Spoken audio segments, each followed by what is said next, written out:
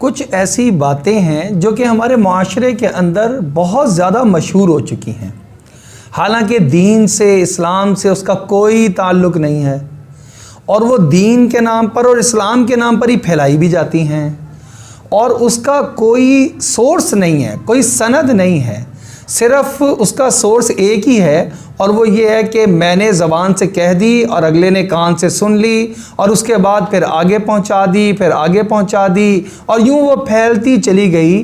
ہو سکتا ہے وہ میری پھیلائی ہوئی بات ہو اور اس کی اسلام کے ساتھ کسی قسم کا کوئی تعلق اور واسطہ نہ ہو، اور کچھ علاقائی بھی اثرات اس کے ہوتے ہیں، چونکہ ہم بہت عرصے تک ہندوستان پاکستان ایک رہا، اس وجہ سے وہاں کے رہنے والوں کے اثر و رسوخ اور وہاں کے اثرات وہ بھی ہماری زندگیوں پر پڑ گئے۔ مثال کے طور پر مہینوں کو بابرکت سمجھنا یا بے برکت سمجھنا، کسی گھڑی کو منحوس سمجھنا، کسی دن کو منحوس سمجھنا، کسی رات کو بے برکت سمجھنا، منحوس سمجھنا، یہ ساری کی ساری چیزیں اسلام سے اس کا کوئی تعلق نہیں ہے۔ سفر کا مہینہ آتا ہے تو ہم اس میں نہ کوئی شادی کرتے ہیں، نہ ہم اس میں نیا کاروبار کرتے ہیں، نہ ہم اس کے اندر خوشی کی کوئی اور اپنی کوئی گیدرنگ رکھتے ہیں۔ ہم یہ سمجھتے ہیں کہ سفر کا مہینہ تو مصیبتوں کے نازل ہونے کا مہینہ ہے۔ بھائی سفر میں تو آسمان سے بلائیں اترتی ہیں، مصیبتیں اترتی ہیں۔ اب اگر ہم نے نیا کام شروع کیا اس کے اوپر بلائیں چمٹ جائیں گی، ہم نے اگر شادی کر لی تو بلائیں مصیبتیں اس شادی پر اثر انداز ہو جائیں گی، ہم نے اگر کوئی خوشی کا کوئی بھی کام کیا تو اس کے اوپر بلائیں اور مصیبتیں اثر انداز ہو جائیں گی۔ یہ ساری کی ساری باتیں بالکل فضول ہیں، لغو ہیں، ان کا دین اسلام سے کسی قسم کا کوئی تعلق نہیں ہے۔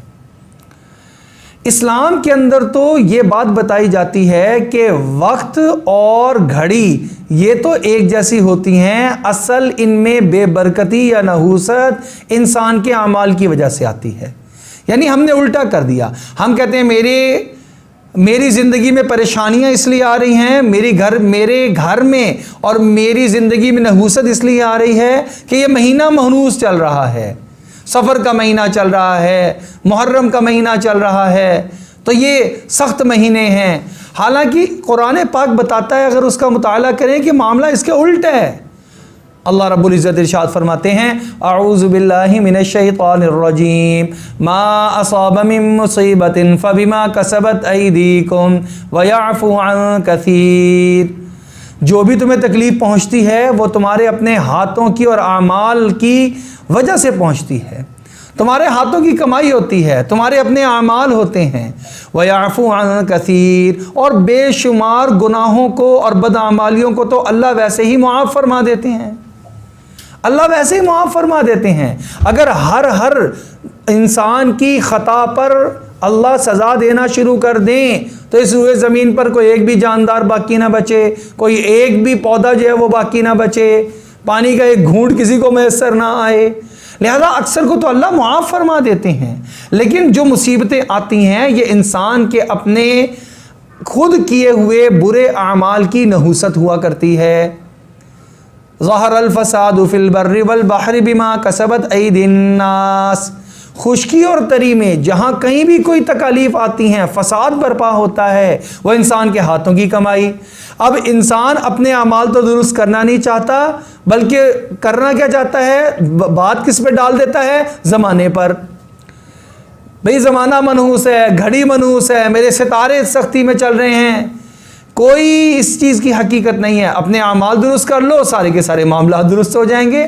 لہٰذا سفر کے مہینے میں نہ تو کوئی نحوست ہے، خاص طور پہ 13 تاریخ کو، یہ 13 تیز ہے، اس کے اندر پھر اپنی طرف سے وہ جو ہے وہ چنے وہ ابال کر وہ تقسیم کیے جا رہے ہیں کہ اس سے تیزی ختم ہو جائے گی۔